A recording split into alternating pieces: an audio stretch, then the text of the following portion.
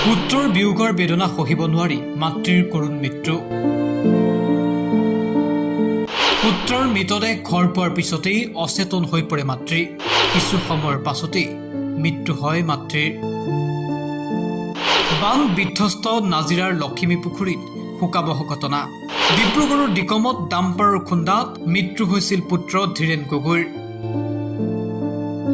আৰু তাৰ পিছতেই সংঘটিত হয় এই কৰুণ ঘটনা, যি ঘটনাই জোকাৰি গৈছে সমগ্ৰ ৰাজ্য। কিন্তু বান বিধ্বস্ত নাজিৰাৰ বাবে আন এক দুখবৰ।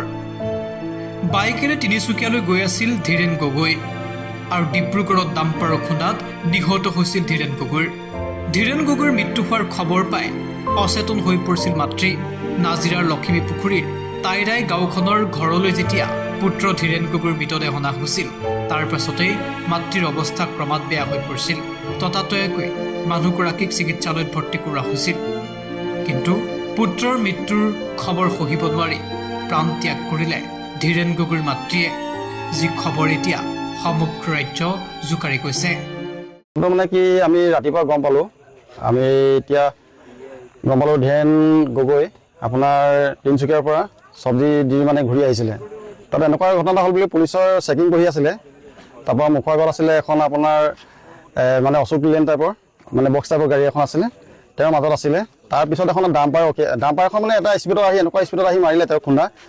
আজি যিখন গাড়ী একদম বিকৃত হৈ অৱস্থা নাই, পিছফালৰ পৰা মাৰিছে। আৰু এতিয়া আমাৰ যিটো অৱস্থা, তেওঁৰ মৃতদেহ আমি পোষ্টমৰ্টম কৰি মৃতদেহ আনি ঘৰ পোৱালোহি। সেই শোকৰ মানে মাতৃও আজি বিয়োগ হ'ল। গাঁৱত আমাৰ গাঁৱত এনেকুৱা এটা অৱস্থা, সকলোৰে চকুপানী বন্যা বনিছে। News desk, assam.com।